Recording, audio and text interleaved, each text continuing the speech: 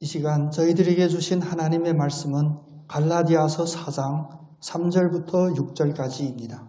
이와 같이 우리도 어렸을 때에 이 세상의 초등학문 아래에 있어서 종노릇하였더니 때가 참에 하나님이 그 아들을 보내사 여자에게서 나게 하시고 율법 아래에 나게 하신 것은 율법 아래에 있는 자들을 속량하시고 우리로 아들의 명분을 얻게 하려 하심이라. 너희가 아들이므로 하나님이 그 아들의 영을 우리 마음 가운데 보내사 아빠 아버지라 부르게 하셨느니라. 아멘. 님의 오신 이유, 우리가 늘 생각하고 늘 잊지 말아야 될 영적인 질문입니다. 사실 우리 찬양대 지휘자님하고 제가 이렇게 소통하는 게 아니거든요. 이번 찬양을 무엇으로 할까요? 흔히는 설교 주제에 맞춰서 이렇게 찬양 준비하는 경우들이 많은데 제가 2년 넘게 느낌이 뭐냐면 성령님은 한 분이시구나 느꼈습니다. 오늘뿐만 아니라 매주 찬양하고 제가 준비한 말씀, 제가 준비했다가 엎혀가 있죠. 하나님이 주신 말씀하고 딱 맞는 거예요. 하나님은 우리의 한 분 되신 아버지시고 성령님은 한 분 성령님으로 우리의 심령을 감동시켜 주신 줄 믿으시기 바랍니다. 우리 옆에 계신 분, 우리 축복의 인사 한번 하겠습니다. 주님은 기쁨으로 당신에게 임하십니다. 비록 마스크 꼈지만 웃음이 막 드러나는 그런 기쁨이 여러분께 임하기를 원합니다. 우리가 강림절 하면 4주를 지내요. 사실 대강절이라고도 부르는 주님 오시기를 기대하다, 기다리다. 이 4주 동안 4개의 촛불을 우리가 밝히죠. 그래서 희망하건대 내년 강림절에는 우리 한 명 한 명이 우리 어린아이들이 와서 촛불 밝히는 그런 순서로 은혜 받았으면 좋겠는데 요즘 시국이 그래서 제가 이렇게 밝혔어요. 근데 4번의 촛불이 다 의미가 있잖아요. 첫 번째 촛불은 우리에게 소망의 빛이다. 두 번째 촛불은 우리에게 뭐였죠? 예, 여러분 기억 안 하시면 저도 다음 1년 뒤에 또 할 수 있어서 예, 두 번째 촛불은 우리에게 시간 회개의 촛불, 우리 마음을 돌이키게 하려고 촛불로 오시고, 세 번째 촛불은 주님이 사랑이심인 사랑의 빛으로 우리에게 오십니다. 오늘 네 번째 이 촛불은 기쁨의 빛으로 오시는 거예요. 그래서 색깔이 이제 우리 색깔이 하나하나 이제 짙어지죠. 먼저 옅은 보라색으로, 그 다음 좀 짙은 보라색으로. 그 중간에 사랑의 촛불은 완전히 핑크로 합니다. 이건 딴 얘기지만 요즘은 핑크하면 다 이렇게 여성의 상징으로 생각하는데 중세 이전만 해도 핑크는 오로지 무사들, 남자들만 사용하는 전용의 색상이었대요. 물론 인간의 문화이긴 하지만 근데 사랑의 빛으로 핑크빛을 비췄다가 이제 다음 주는 이제 크리스마스, 주님이 오신 성탄 주일이에요. 주님은 하얀 촛불을 밝히며 주님 오셨습니다 라고 우리가 기쁨이 넘치게 돼요. 예수님이 오심은 우리에게 기쁨입니다. 그런데 크리스마스는 여러분 아시다시피 예수를 믿지도 않고 예수를 알지 못하는 이들도 크리스마스다 그러면 다들 기뻐해요. 왜 기뻐하냐? 예, 그냥 기뻐해요. 지금도 잊혀지지 않는 게 그 베이징 거리에 가면 이미 벌써 시작이 됩니다. 12월 시작하면서부터 온 길거리에 휘황찬란해요. 그리고 다 이 크리스마스 트리를 세우고 있고 가게마다 다 캐럴송을 이렇게 방송해요. 몰라요. 자기들이 뭘 틀었는지 몰라. 근데 다 기쁨으로 넘쳐서 왔다 갔다들 합니다. 그런데 우리가 오늘 서로 축복하듯이 예수 그리스도는 우리에게 기쁨으로 오셨습니다라는 이 축복, 또 이 믿음의 고백은 그리스도인들로서는 우리의 뼈에 새겨지고 우리의 세포에 스며져 있는 그런 주님의 은혜가 되어야 합니다. 우리는 십자가를 생각하면 슬픈 일, 아픈 일 이런 것들을 흔히 생각하죠. 근데 베들레헴, 비록 누추한 그 마구간에 구유에 오신 예수님이지만 성탄하면 우리에게는 즐겁고 기쁨이 넘치는 그런 시간이 되게 됩니다. 때문에 크리스마스는 결국 우리의 1년에 한 번에 하는 그런 이벤트나 행사가 아니라 우리 권사님 아까 기도하셨듯이 아침에 눈을 떠서 시작하는 그 하루가 바로 크리스마스이고 저에게 하루 동안 지켜주셔서 감사합니다라는 마무리 기도드리는 그 순간이 바로 대강절의 네 번째 촛불을 밝히는 시간이 되어야 합니다. 오늘 본문 말씀은 특별히 왜 예수 그리스도의 오심이 우리에게 기쁨이 되는지에 대하여 풀어서 설명한 귀한 말씀입니다. 하늘의 주님께서 하나님께서 이 땅에 오셨어요. 이 땅에. 그런데 하나님께서는 이 땅에 어떻게 오셨냐? 4절 말씀에 보니까 때가 참에 하나님이 그 아들을 보내사 여자에게서 나게 하시고 라고 하십니다. 왜 기나 긴 세월 동안 우리가 계산할 수 없는 우리 인류의 문명으로 기록이 되지 않는 그런 오랜 시간 동안 세상의 어둠에 있어야 되는지 우리는 알 수가 없어요. 그런데 우리가 분명히 알 수 있는 것은 무엇이냐? 하나님이 역사하심은 하나님의 때가 있다는 것입니다.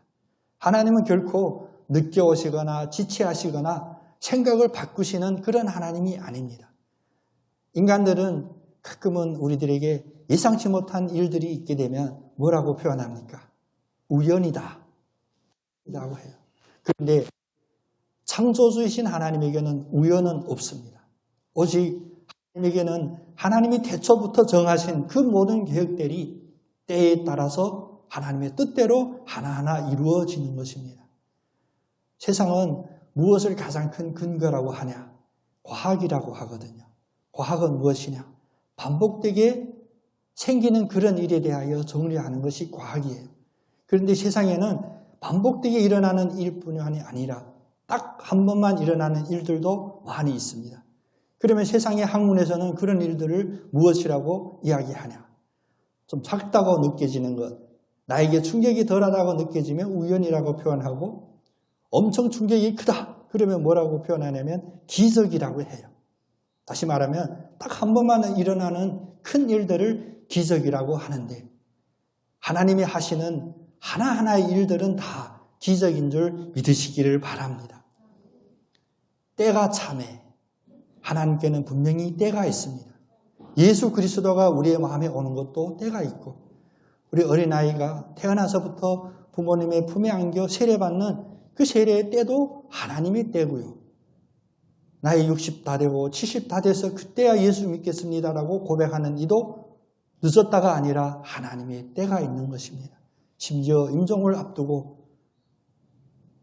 그 침상에서 세례받는 그 세례의 영혼에도 하나님의 때가 있어서 그렇습니다.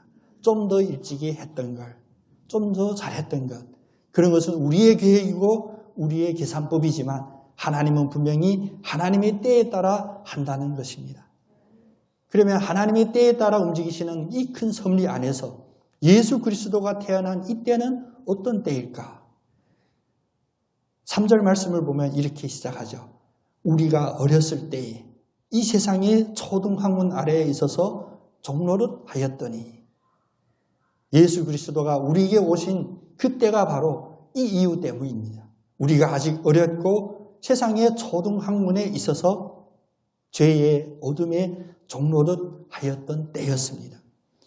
어렸을 때 초등학문에 있을 때 이것은 다른 비유로 하면 성숙되지 못했다 아니면 보는 시야가 적다라는 거예요. 사실 하나님이 보시는 그 비전은 우리가 볼 수 있는 그런 비전의 폭과 깊이가 아니라 우리가 계산할 수 없는 무한한 넓이와 무한한 깊이의 폭이 있습니다. 근데 우리가 우리의 눈으로 우리의 경험으로 바라보다 보니까 우리의 초등학문 때문에 우리에게는 한계가 있게 돼요. 그래서 매일매일 자기의 삶을 경험을 하나하나 정리하는 우리들의 자신을 보면 하나님은 얼마나 답답하시기도 하고 요즘 세상 표현으로 귀엽다라고 보실지도 몰라요. 아직 우리는 어리니까. 아직 우리는 초등학문에 빠져 있으니까. 그런데 세상이 알지 못하는 것들이 있습니다. 무엇이냐? 세상은 세상의 어두움을 잘 알지 못합니다. 또 세상은 자기들의 속박의 굴레에 빠져 있는 것을 모릅니다. 그러나 무엇을 외치냐? 할 수 있다. 나도 자유인이다. 이 정치적인 이야기는 결코 아닙니다. 자유, 공평, 정직. 근데 우리는 알잖아요. 예수 그리스도라는 그 빛으로 밝혀봤을 때 공평이 어디 있습니까? 정직이 어디 있습니까? 의로움이 어디에 있습니까? 많은 사람이 외친다고 해서 의가 아니고 한 사람이 신음소리로 뱉는다 해서 그것이 불의가 되는 것이 아닙니다. 세상이 이것을 알지 못하기 때문에 초동학문에 빠져 있고 결국은 무엇이냐? 종노릇 한다는 겁니다. 심지어 누구의 종노릇 하는지도 모르고 서로가 서로에게 종이고 서로가 서로의 눈치를 보고 서로가 서로의 힘을 두려워하면서 살게 됩니다. 그래서 공부 많이 했다는 사람들은 마지막 결론이 무엇이냐? 솔로몬의 고백처럼 다 헛되도다. 아무 의미가 없구나. 우리 가톨릭 신학자 중에 가장 크다고 이야기하는 신학자가 있습니다. 왜냐하면 그가 가톨릭의 모든 신학을 정리를 했는데 80몇 권이 되는 큰 한 세트로 정리를 했어요. 그런데 그가 돌아가기 전에 제자에게 한마디 했던 일화가 있습니다. 내가 평생 동안 쓸데없는 얘기만 하고 살았구나. 그리고 그 순간부터 이야기 안 하고 임종했다라는 이런 일화가 있어요. 그건 뭡니까? 그런데 그 살아있는 이제 후대에서는 그분의 책을 모든 신학의 기반으로 잡고 연구하고 발표하고 합니다. 근데 그 본인이 뭐라 했냐? 내가 지금까지 헛소리만 하고 살았구나. 우리에게도 이런 은혜가 있기를 원합니다. 예수 그리스도가 우리에게 오심이 하나님의 때에 맞춰서 왔다는 것을 우리가 인정하고 받아들이는 여러분의 심령이 다 되기를 원합니다. 내가 계획해서, 내가 필요해서, 내가 어떻게 하니까 나의 노력에 따라 이런 것이 주어졌다. 이런 생각들이 우리의 마음에서 싹 사라지는 축복이 있기를 원합니다. 하나님이 때가 임하실 때 누구도 거부할 수 없고 누구도 막을 수가 없습니다. 하나님은 하나님이시기 때문에 그의 때에 맞춰서 우리에게 오십니다. 그런데 하나님의 때에 맞춰서 오신 그 예수님, 하나님이시지만 육신을 입고 오신 그 예수님이 어떤 모양으로 우리에게 임하셨나? 우리가 기뻐함은 나에게 유익을 주고 나보다 더 크고 더 멋있는 사람. 우리 요즘 뉴스를 보면 요즘뿐만이 아닙니다. 우리 대통령 후보 어디에 나타난다 그러면 뭐 인파가 뭐 바다같이 몰린다 이러잖아요. 그분들이 왜 왔을까요? 물론 전 잘 모릅니다. 뭐 동원됐다는 얘기도 있는데 동원은 어느 정도 한계가 있고 왠지 다 한번 보고 싶죠. 네. 이제 나중에 대통령 될 뿐이니까 얼굴이라도 한번 보고 싶다. 우리가 기다리는 누군가가 왔을 때 기쁨이 되는 대상들은 다 힘이 있고 왕 같고 권세 있는 이들이 나타날 때 우리는 기쁨으로 영접해요.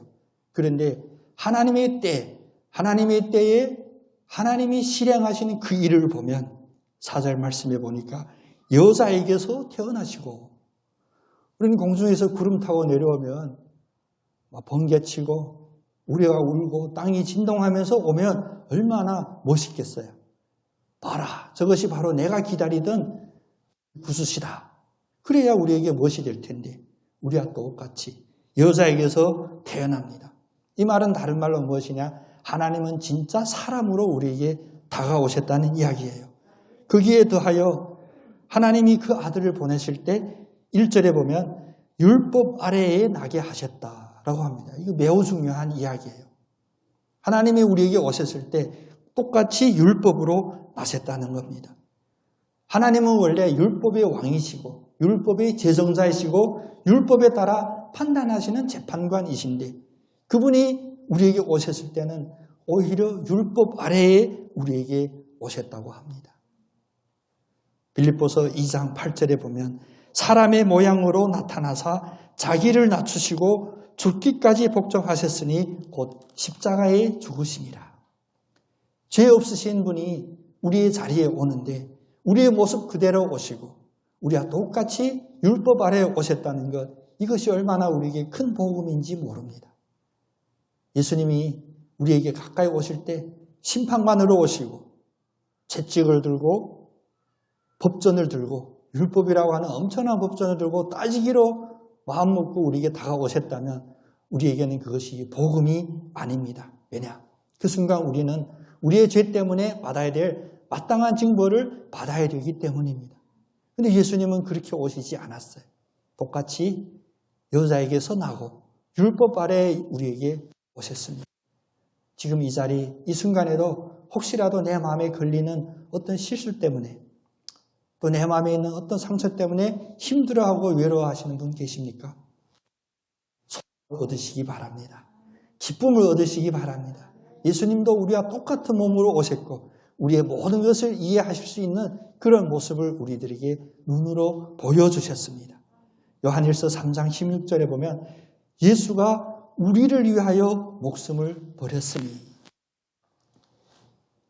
소위 말하는 신적인 존재는 인간처럼 그런 고통을 받지도 않아요.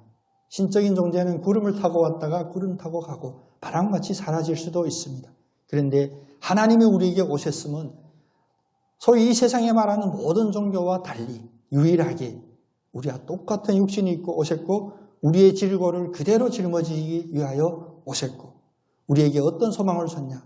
그래, 예수님이시니까 우리와 똑같은 몸을 갖고 경험하시니까 우리의 어려움, 우리의 상처를 더 잘 아실 거야. 그래, 우리의 생각이 이제 자유로 열리게 됩니다. 우리 찬송 중에 그런 찬송이 있죠. 예수님은 나의 친구다. 종교에 보면 이거 말도 안 되는 상물이 이렇게 나와요. 예수님이 어떻게 친구냐? 모든 신적인 존재는 높이 모시고 높이 계셔야 되는데 오직 성육신하신 예수님의 복음 안에서만 우리는 이런 고백을 할 수 있습니다. 예수님은 우리에게 친구가 되신다. 여기서 잠깐 다음 단계로 이야기를 바꿔서 본다면 예수님이 우리와 똑같은 육체를 입고 오시고 우리 동네에 어떤 사람과 같이 우리에게 오셨다. 그래서 우리에게 친구가 되셨다. 여기까지 끝나면 이 스토리는 완성된 기쁨 가득 찬 스토리가 아닙니다. 우리 세상의 이야기 보면 흔히들 그런 이야기 하죠. 나 누구 아는데 우리 동네에 누가 어떻게 잘하고 유명하고 이런 이야기들을 많이 합니다. 자기 자신의 이야기가 아닌 다른 사람들이 이야기로 많이 하게 됩니다. 그런데 결론부터 말씀드린다면 예수 그리스도가 오심은 결코 뉴스에 나고 어떤 토픽에 오를 수 있는 그런 소식으로 끝나는 것이 아니라 바로 이 자리에 계신 여러분 자신의 뉴스임을 믿으시기 바랍니다. 우리 한번 같이 고백하겠습니다. 예수 그리스도의 오심은 나의 일입니다. 아멘. 여러분의 삶에 일어나는 일들이에요. 그것이 무엇이라고 표현이 되냐? 바로 5절 말씀입니다. 우리 5절 말씀에 보면 예수 그리스도가 왜 오셨는지에 대하여 가장 중요한 요점을 이야기하십니다. 갈라디아서 4장 5절에 우리로 아들의 명분을 얻게 하려 하심이라. 우리에게 아들의 이름을 주시기 위하여 오신다는 것입니다.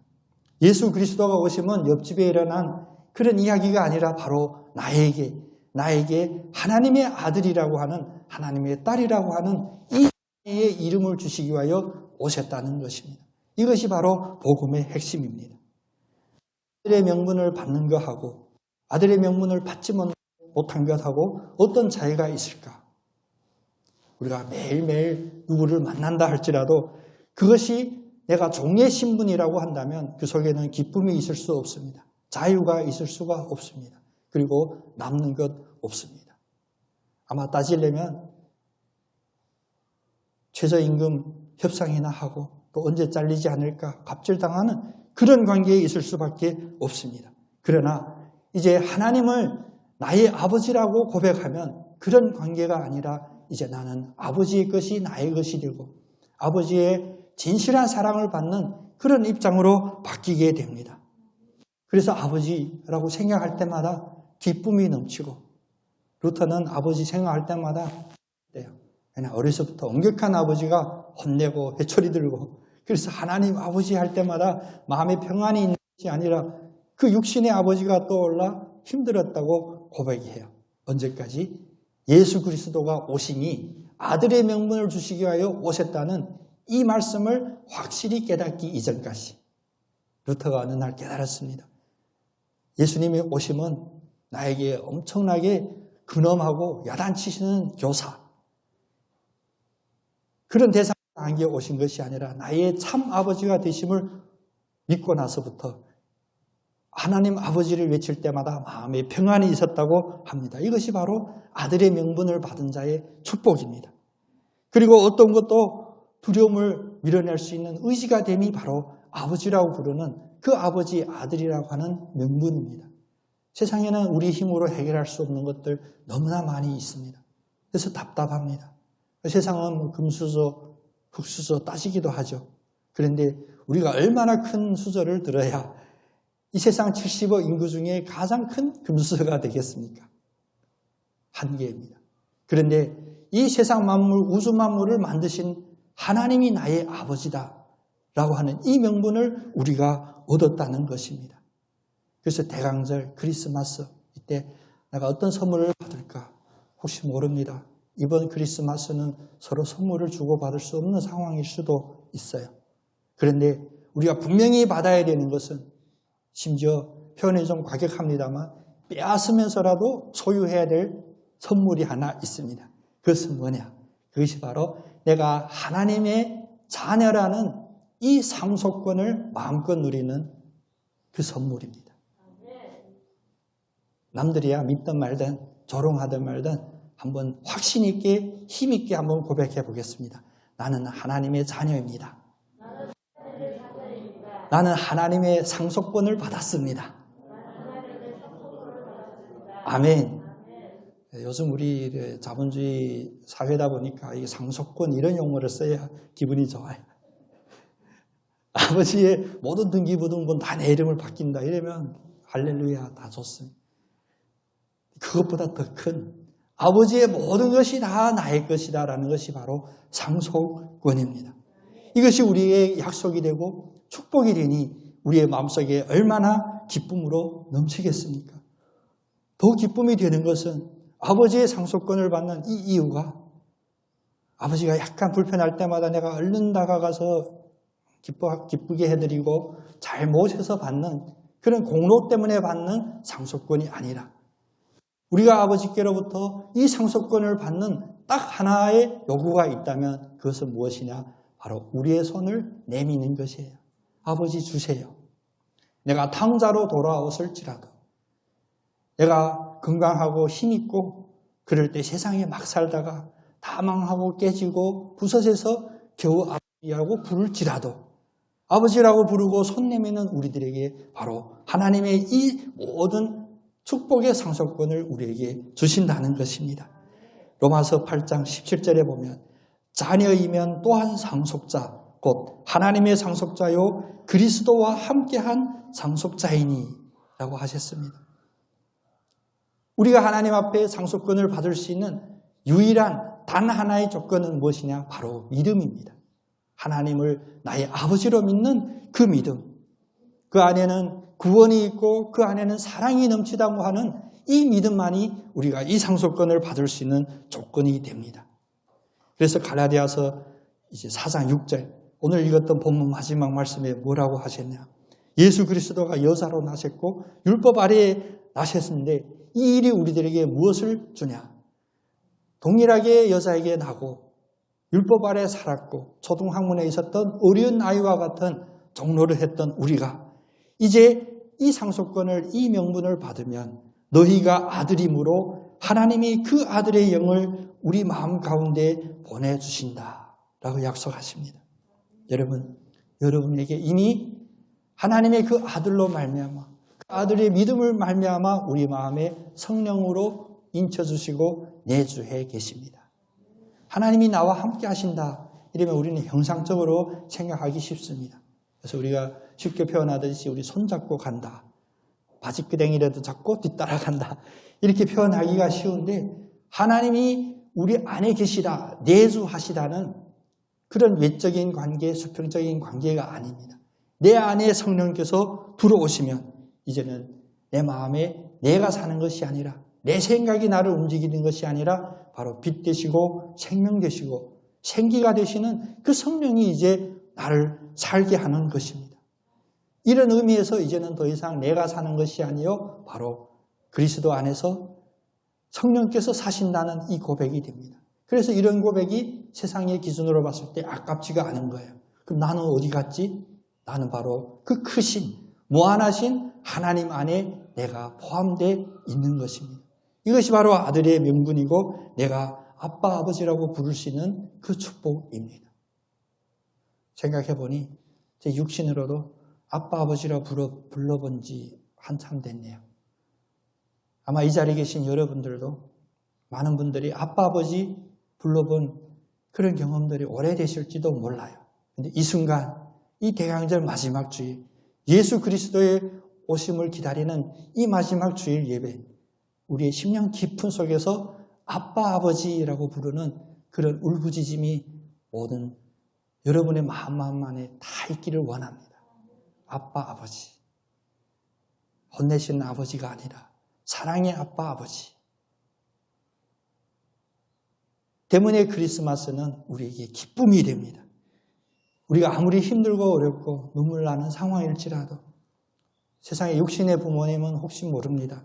그래도 연말이라 명절이라 선물 하나 들고 가야 기뻐할지도 모르겠지만 하나님 아버지, 우리의 참 하나님 아버지는 우리가 아빠 아버지라고 부르는 이 부르짖음만 기뻐하시고 받아주십니다. 아무리 힘들고 어려울지라도 우리들에게 견딜 수 없는 어려움을 결코 허락하지 않으시는 하나님 아버지. 또 이 세상에 봤을 때는 죽음이라는 그 문턱 앞에 이제 끝났다고 평가할지도 모르지만 하나님은 오히려 그 죽음을 이기시고 오히려 영원을 시작하게 하시는 하나님 아버지. 내가 이 세상에 의지할 바가 없다, 외롭다, 포기하고 싶을 그 순간에도 내 안에 함께 한다고 약속하신 하나님 아버지. 이 살아계신 하나님 아버지 때문에 우리는 자녀의 명분을 얻었습니다. 이 상속권을 충분히 누리시고 매 순간마다 누리시며 축복의 삶을 사는 우리 모두가 되기를 간절히 원합니다. 우리 얼굴에 있는 근심과 걱정의 어두움, 지금 이 순간 싹 사라지기를 원합니다. 왜? 하나님이 나의 아버지이시니까. 육신이 무거워서 힘들다 하는 그 순간도 하나님 아버지가 십자가에서 보여주셨던 그 은혜가 나에게 힘이 됩니다. 라고 고백할 수 있는 우리 모두의 기쁨이 되기를 원합니다. 세상에 해결할 수 없는 문제들이 많아서 어찌할 바를 모를 때 하나님이 나의 아버지가 되신다라고 하는 이 가장 큰 영적인 백 때문에 마음의 평안함, 담대함이 생기는 우리 모두가 되기를 원합니다.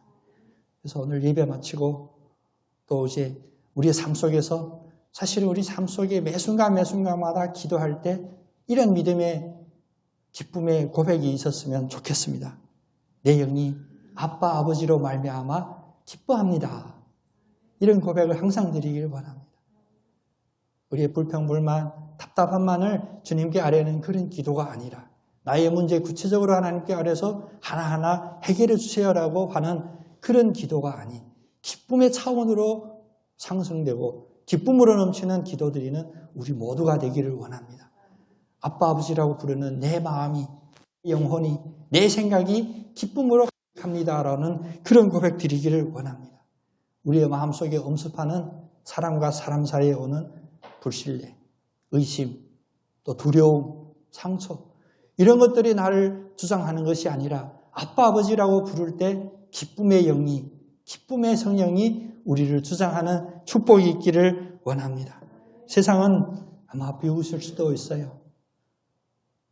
오로지 하면 된다. 나의 인생은, 나의 운명은 나의 노력에 달렸다라고 하는 이 세상의 명분 앞에서 우리의 이런 고백이 조롱당할 수도 있습니다. 그러면 그냥 비웃으라고 하십시다. 세상이 오해하면 오해하라고 하십시다. 세상이 나에게 상처 주려고 덤빌지라도 그냥 무시합시다. 왜? 나는 그냥 아빠 아버지만 부르면 되니까.